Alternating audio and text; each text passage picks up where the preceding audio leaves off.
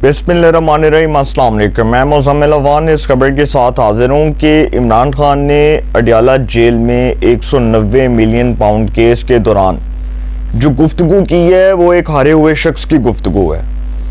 वो इमरान खान साहब ऐसे गुफ्तगू कर रहे थे जैसे वो शिकस्त खा चुके हैं या शिकस्त से दो चार हो चुके हैं। इमरान खान साहब के बारे में एक चीज़ मैं बताता चलूँ कि उन्होंने खुद इस बात की वजाहत पेश कर दी है और ख़ुद इस बात को क्लैरिफाई कर दिया कि मेरे साथ इस्टेब्लिशमेंट की कोई डील नहीं हो रही और ये जो ख़बरें थीं ये सब बेबुनियाद थीं। देखें सर, मैंने आपको पहले भी बताया था कि इमरान खान एक हारे हुए लश्कर सी हैं और जो वो कर चुके हैं उनकी माफ़ी इस सिस्टम के अंदर नाकाबिले कबूल है। तब तक नाकाबिले कबूल है जब तक सिस्टम के अंदर कोई चेंजिंग नहीं आ जाती। चेंजिंग से मुराद ये कि इमरान खान साहब जो हैं, जो वो चाहते हैं कि उनको फैज़ हमीद जैसा प्रोजेक्ट मिले और वो प्रोजेक्ट वो पाकिस्तान के ऊपर मुसल्लत कर दें और वो प्रोजेक्ट फिर अगले 10-20 साल इस पाकिस्तान के ऊपर सल्तनत कायम करे, हुकूमत करे और वो प्रोजेक्ट इमरान खान साहब को इक़्तिदार में बिठाई रखे और उनको कहे कि जी ठीक है, वज़ारत उज़्मा इंजॉय करो, तुसी भी इंजॉय करो तो ऐसी भी इंजॉय करिए। हैं, यही होगा ना कि जिस तरह जनरल रिटायर्ड परवेज़ मुशर्रफ इक़्तिदार पर काबिज़ हुए और कब हुए? 12 अक्टूबर 1999 को हुए। उनका जवाल कब आया? जब मोहतरमा शहीद बेनज़ीर भुट्टो ने और नवाज शरीफ ने मिसाक़े जमहूरियत किया, चार्टर ऑफ डेमोक्रेसी के ऊपर साइन किए। उस मिसाक़े जमहूरियत ने परवेज़ मुशर्रफ का इक़्तिदार पर काबिज़ होने का रास्ता जो है वो साफ़ कर दिया। परवेज़ मुशर्रफ साहब फारिग हो गए। उन्होंने अदालत से पंगा लिया, जुडिशरी से पंगा लिया, जजिस से पंगा लिया, इफ्तिखार मोहम्मद चौधरी को घर भेजा, उसी इफ्तिखार मोहम्मद चौधरी को बहाल करवाया गया और जब उस इफ्तिखार मोहम्मद चौधरी को बहाल कराया गया, अदलिया बहाली तहरीक चली जिसमें नवाज शरीफ का एक बड़ा पॉजिटिव और एक बड़ा जारहाना किरदार था और उन्होंने बड़ा कलीदी किरदार अदा किया अपना। परवेज़ मुशर्रफ साहब फारिग हो गए। एक सुप्रीम कोर्ट का पाकिस्तान की मौज़ूद अदालत का फैसला था कि परवेज़ मुशर्रफ या बतौर सदर या बतौर आर्मी चीफ दोनों में से एक ओहदा रख सकते हैं। एक ओहदा फारिग हो गया। परवेज़ मुशर्रफ को बतौर सदर पाकिस्तान अपने ओहदे से फारिग होना पड़ा। आर्मी चीफ के ओहदे पे जो वो कायम थे उनकी सल्तनत ख़त्म हो गए। उसके बाद क्या हुआ कि general retired Ishfaq Parvez Kiani chief of army staff बने और वो भी परवेज़ मुशर्रफ के, ज़हरी सी बात है, वो परवेज़ मुशर्रफ के साथ काम करते थे। वो परवेज़ मुशर्रफ साहब जो हैं वो उनसे बर्दाश्त नहीं हो रहा था। तो इसी तरह से इमरान खान साहब का भी सवाल इसी तरह ही आया था कि जो उन्होंने 3.5 साल हुकूमत की थी, उन्होंने पॉलिटिकल विक्टिमाइजेशन की, उन्होंने अपने मुखालफिन को निशाना बनाया, अपने मुखालफिन को जेलों में डाला और वो समझते थे कि सियासत इसको कहते हैं। ये सियासत नहीं, ये इंतकाम होता है और इंतकाम की आग जो जब भड़कती है तो सर इंसान अंधा होता है, इंसान को नहीं पता होता कि इंतकाम में क्या हो रहा है। तो इमरान खान साहब ने दरअसल जो इंतकाम लेने के लिए ये सारा बोंडा काम किया था वो उनके अड़े आ गया। ठीक है, आप इंतकाम लें लेकिन आप जायज़ तरीके से लें। आपने सबको कह दिया कि जी मैं आपको NRO नहीं दूंगा। अच्छा, ये जब वज़ीर आज़म थे तो ये क्या बातें करते थे, मैं उसको NRO नहीं दूंगा। NRO भाई आपकी हैसियत ही नहीं है NRO देने की।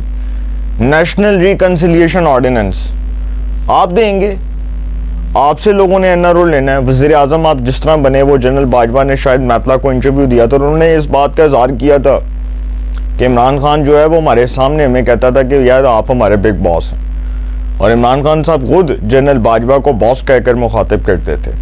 और अब सबको पता है कि जनरल बाजवा ने खुद ये जो है, जब ये शायद मैतला साहब को इंटरव्यू दिया था तो जनरल बाजवा ने ये तक कहा था कि जिस समरी के ऊपर साइन करवाने होते थे वो समरी हमारे पास आती थी, वो साढ़े को आंदी सी। भाई इमरान खान साहब जेडे चौताली झूठ बोल रहे हैं, ये सब झूठ है, ये सब झूठ था कि इमरान खान साहब कहते थे हाथ में मेरे इख्तियार मेरे पास है। उन्होंने कम टू द पॉइंट, उन्होंने अडियाला जेल में 190 मिलियन पाउंड केस के दौरान जो गुफ्तगू की है उसमें जी सर 6 गवाहान के बयानात कलम बंद हो गए।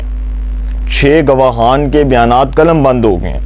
इमरान खान ने जो गुफ्तगू की है वो एक हारे हुए शख्स की गुफ्तगू लग रही थी। ऐसे ही लग रहा था जिस तरह हारे हुए हैं। अब ज़िमनी इलेक्शंस में जी धांधली का डंडोरा पीट दिया, जी हमारा इंतखाबी मैंडेट चोरी हुआ। सर इंतखाबी मैंडेट चोरी नहीं हुआ, वो दरअसल नवाज शरीफ को नॉकआउट करने के लिए 2024 के इलेक्शंस के नताइज ने ये पोल खोल दिया है कि नवाज शरीफ को इंतखाबी मैदान से नॉकआउट करना था। ज़िमनी इलेक्शंस जो बाई इलेक्शंस हुए अभी جو 2024 کے بائی الیکشنز ابھی ہوئے ہیں کچھ دن پہلے، یہ ضمنی الیکشنز جو ہیں وہ جنرل الیکشنز کی بہن ہے. اس کو ویسے بہن ہی کہا جاتا ہے، یہ بہن بھائی ہیں آپس میں. تو یہ جو ضمنی الیکشنز ہیں یہ دراصل انہوں نے اپنے بھائی کی حقیقت کھول کر سامنے رکھ دی ہے. 2024 کے جو الیکشنز ہوئے ہیں اس میں سر میدان سے ناک آؤٹ کرنے کا جو مقصد تھا وہ صرف یہ تھا کہ نواز شریف کو انتخابی میدان سے مائنس کر دیا جائے. اقتدار میں تو نون لیگ ہی ہے، لیکن مقصد یہ تھا کہ صرف ٹارگٹ نواز شریف ہے، اور وہ ٹارگٹ انہوں نے پورا کیا، اچیو ہو گیا. اس کا جو نقصان ہوگا نا مستقبل کے اندر وہ بہت سنگین ہوگا، یہ میں آپ کو بتا دوں. اور عمران خان صاحب جو یہ جھوٹ بول رہے ہیں کہ جی ہمارا انتخابی مینڈیٹ چوری ہوا، سر ان کے تو ووٹرز ہی باہر نہیں نکلے، ان کے تو سپورٹرز نے ووٹ کاسٹ نہیں کیا. لاہور کی 5 سیٹوں کے اوپر الیکشن ہو رہا تھا، ایک قومی اسمبلی کی اور 4 صوبائی اسمبلی کی سیٹس تھیں. وہاں پر کیا ریزلٹس آئے؟ پی ٹی آئی مکمل طور پر فارغ، ایک سیٹ بھی نہیں ملی ان کو. پی پی 158 کی جو سیٹ تھی جس پر چودھری مونس علی الیکشن کانٹیسٹ کر رہے تھے گجرات سے لاہور میں، حالانکہ وہ بیرون ملک ہیں، اور اس سیٹ پر مسلم لیگ نواز کے چودھری نواز لدر نے جو کامیابی حاصل کی ہے وہ سب کے سامنے ہے. اب یہ عمران خان صاحب نے کہا ہے کہ جی 8 فروری کے بعد قوم میرے ساتھ ہے. سبحان اللہ. ضمنی انتخابات میں ڈبے پہلے بھرے ہوئے تھے، ہمیں کرش کیا جا رہا تھا اور ہمیں پتا تھا کہ ہمیں ان انتخابات میں دھاندلی سے ہروایا جائے گا. سبحان اللہ. اس لیے انتخابات کو التوا کا شکار کیا گیا کہ سپریم کورٹ میں ہماری پٹیشن اس لیے نہیں سنی جا رہی تھی کہ وہ ہمارا انتظار کر رہے ہیں کہ پی ٹی آئی تباہ و برباد ہو جائے، اس کا نام و نشان ختم ہو جائے. اور ہمارا نام و نشان ختم کرنے کے لیے ہر حربہ استعمال کیا گیا. یہاں طاقتور کی ایک حکومت ہے. اب یہ طاقتور کی جو حکومت وہ کہہ رہے ہیں، یہ کس کو وہ کہہ رہے ہیں؟ پاکستان کی سیکورٹی اسٹیبلشمنٹ کو کہہ رہے ہیں. ٹارگٹ ان کو کر رہے ہیں اور ان کو بتا رہے ہیں کہ جی آپ لوگوں کی حکومت ہے، آپ لوگ ان کو لے کر آئے، آپ لوگ ان کو اقتدار میں بٹھا رہے ہیں. پھر وہی اسٹیبلشمنٹ کے ساتھ پنگا لے رہے ہیں، پھر وہی اسٹیبلشمنٹ کو ٹارگٹ کر رہے ہیں. مقصد صرف ایک ہے کہ کسی طرح اسٹیبلشمنٹ بدنام ہو جائے اور میں ہیرو بن جاؤں، بس یہ مقصد ہے سر. مجھ سے ڈیل نہ کسی نے کی، نہ کسی نے کوئی بات کی ڈیل کی، اور نہ مجھے ڈیل کا کوئی پیغام آیا. بھائی ڈیل کا پیغام آپ کو آئے گا، آپ کو آئے گا ڈیل کا پیغام. آپ کے ساتھ کسی نے ڈیل کرنی ہے، جو آپ کے کرتوت ہیں، جس طرح سے آپ نے اسٹیبلشمنٹ کی ثانوی حیثیت کو چیلنج کیا، جس طرح سے آپ نے اسٹیبلشمنٹ کی ریٹ کو چیلنج کیا، جس طرح سے آپ نے اسٹیبلشمنٹ کی مورل کریڈیبلٹی کو چیلنج کیا، آپ کے ساتھ سر کون بات کرے گا؟ کوئی ڈیل نہیں کرے گا آپ کے ساتھ. کوئی پاگل ہے کوئی آپ کے ساتھ ڈیل کرے؟ اور 9 میں ہوا جس شدت کے ساتھ ہوا، جس تیزی کے ساتھ ہوا اور جس طرح ہوا، سب کو پتا ہے سر وہ کس نے کروایا اور وہ کروانے کا مقصد کیا تھا، اس کے مقاصد کیا تھے، یہ سب کو پتہ ہیں یہ باتیں. اب اسی طرح جی میں کوئی زیادہ اس پر لمبی چوڑی بات نہیں کرنا چاہتا. میں صرف یہ کہنا چاہتا ہوں کہ عمران خان کی گفتگو ایک ہارے ہوئے شخص کی گفتگو ہے.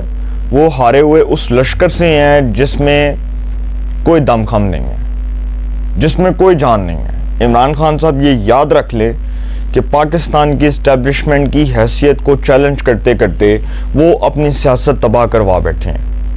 وہ مائنس ہو چکے ہیں اس پاکستان کے پولیٹیکل سسٹم سے، وہ فارغ ہو چکے ہیں. سر اس پاکستان کے پولیٹیکل سسٹم میں اب عمران خان صاحب کی گنجائش موجود نہیں ہے. یہ پاکستان کے اداروں کو بھی پتہ ہے کہ عمران خان صاحب کو لانے کا جو خمیازہ اب تک قوم تا یاد بھگتے گی، آگے بھی بھگتنا ہے، جو ابھی تک بھگت رہی ہے، اور سر اس کا نزلہ ابھی تک پاکستان کے اداروں کے اوپر گر رہا. وہ جو جنرل باجوہ صاحب کے وہ تھے اقدامات، کرامات، احسانات، اس کا خمیازہ آج تک قوم بھگت رہی ہے سر، اور تا قیامت بھگتنا ہے ہم نے. دوسری خبر یہ ہے کہ جنرل باجوہ صاحب کی جو تھی قسمیں، اس کے اوپر میں بات کرنے جا رہا ہوں. جو انہوں نے ہمارے جو صحافی ہیں، ہمارے پاکستان کے بہت ہی کریڈیبل جرنلسٹ ہیں جناب مجیب الرحمان شامی صاحب، جو ہمارے استاد محترم ہیں، انہوں نے جو باتیں کی شاہ زیب خان زادہ صاحب کے پروگرام میں کہ جو ایک سابق جرنیل کے بیٹے کی شادی تھی اور اس شادی کی تقریب میں پاکستان کے صحافی بھی موجود تھے، اس میں سابق چیف آف آرمی اسٹاف بھی موجود تھے، جنرل ریٹائرڈ قمر جاوید باجوہ صاحب۔ تو قمر جاوید باجوہ صاحب نے پھر جو باتیں شامی صاحب کے سامنے کھڑے ہو کر کیں، اور وہ پھر قرآن پاک نکال کر وہ کہہ رہے ہیں کہ جی میں ماں کی قسم کھا، مجھے میری ماں کی قبر نصیب نہ ہو، میں قسمیں کھا کر کہتا ہوں میں نبی کریم صلی اللہ علیہ وسلم کی مجھے شفاعت نصیب نہ ہو اگر میں جھوٹ بولوں، اور پھر وہ قرآن پاک پر ہاتھ رکھ کر وہ گواہیاں دے رہے ہیں۔ اور 3 معاملات کے اوپر انہوں نے بات کی تھی۔ ایک کہ نواز شریف کو بیرون ملک بھجوانے میں میرا کوئی کردار نہیں تھا، اور اس وقت عمران خان نے رولا ڈالا تھا کہ جی یہ کی ہو گیا، اور اس وقت پاکستان کی عدالت تھی جس نے نواز شریف کو بھیجا تھا، اور آئی تھنک وہ 10 روپے کے سٹامپ کے اوپر یہ جو تحریک انصاف والے بات کرتے ہیں، اور وہ کہتے ہیں کہ جی لاہور ہائی کورٹ نے نواز شریف کو بیرون ملک جانے کی اجازت دی۔ پھر دوسرے معاملے کے اوپر انہوں نے بات کی، انہوں نے کہا تھا کہ عمران خان کی حکومت ختم کرنے میں ہمارا کوئی کردار نہیں تھا۔ یہ بھی شامی صاحب نے شاہ زیب خان زادہ صاحب کے پروگرام میں رکھی۔ جو شامی صاحب کے سامنے باتیں کی ہیں جنرل باجوہ نے وہ میں بتا رہا ہوں۔ تیسرا معاملہ یہ تھا کہ ایکسٹینشن، جو جنرل باجوہ نے کہا کہ ایکسٹینشن کا نہ میں نے کوئی اظہار کیا تھا نہ میری کوئی خواہش تھی، یہ 3 باتیں کی تھی انہوں نے۔ اب اس کے اوپر پاکستان کے ایک بہت ہی کریڈیبل جرنلسٹ ہیں جناب انیک ناجی صاحب، جو نذیر ناجی صاحب کے صاحبزادے ہیں۔ نذیر ناجی پاکستان کے ایک بڑے سینئر اور بڑے ممتاز کالم نویس تھے، مرحوم جو ہیں وہ اس دنیا میں نہیں، اللہ تعالیٰ ان کے درجات بلند فرمائے، ان کو جنت میں جگہ دے۔ ایک بہت کریڈیبل اور ایک بڑے ممتاز تجزیہ نگار تھے، تو پاکستان کی صحافت کے اوپر ان کا ایک بڑا گہرا تجزیہ تھا۔ اب اسی طرح جی جنرل جو ہے وہ جنرل صاحب کے بیٹے کی جو شادی تھی، اس میں جنرل باجوہ صاحب نے جو قسمیں کھائی ہیں، اس کے اوپر انیک ناجی صاحب نے ایک ٹویٹ کیا ہے۔ انہوں نے بڑا شاندار اس پر ٹویٹ کیا۔ انہوں نے کہا کہ پہلے 2 باتوں کے بارے ذاتی طور پر مجھے علم نہیں، لہٰذا تبصرہ مناسب نہیں، لیکن دوسری ایکسٹینشن کے دباؤ کے بارے علم رکھتا ہوں۔ جب ان کے فادر ان لا نئے جنرل کو vice chief of army staff لگا کر 6 ماہ کی دوسری ایکسٹینشن کا فارمولا لے کر لندن آئے تھے، انہیں بتایا گیا تھا یہ عہدہ صرف مارشل لا کے دور میں ہوتا ہے، جمہوریت میں اس عہدے کی کوئی ضرورت نہیں۔ پاکستان میں بھی دباؤ کا عالم یہ تھا، گویا چائے کے ساتھ ہر روز ہی مارشل لا کی دھمکی دی جاتی تھی۔ یہ صرف نواز شریف تھا جو دباؤ برداشت کر گیا اور اس شخصیت سے قوم کی جان چھڑا دی۔ سمجھ آئی؟ اگلی بھی گئی، سمجھ آ گئی ہوگی آپ سب کو کہ جو انہوں نے ٹویٹ کیا ہے اس ٹویٹ کا مقصد کیا ہے۔ باجوہ صاحب جو قسمیں کھا رہے ہیں، یہ قسمیں سر بہت سے لوگ کھاتے ہیں۔ باجوہ صاحب نے بھی کہا لی ٹھیک ہے بات ختم، رولا مک گیا۔ وہ باجوہ صاحب جانے، کوئی اور جانے، وہ ان کے قول و فعل میں تضاد ہو، وہ ان کے قول و فعل میں سچائی ہو، میں اس کے اوپر کوئی بات نہیں کرنا چاہتا۔ میں نے پہلے بھی کہا تھا کہ اس بات کا جواب جو ہے وہ اللہ کی عدالت میں دینا ہے، اور ہم نے بھی اپنے گناہوں کا، ہم نے بھی اپنے جو ہے وہ اعمال کا جو جواب ہے وہ اللہ کی عدالت میں دینا ہے۔ روز محشر والے دن ہم نے اس بات کا جواب دینا ہے کہ ہم نے کیا کیا۔ تو اسی طرح باجوہ صاحب بھی ایک عام انسان ہے، وہ بھی دیں گے، بات ختم۔ اپنی رائے کا کمنٹس میں ضرور اظہار کیجئے گا۔ انشاءاللہ ایک نئے سیگمنٹ کے ساتھ پھر ملاقات ہوگی۔ اپنا بہت خیال رکھیے گا۔ اللہ نگہبان۔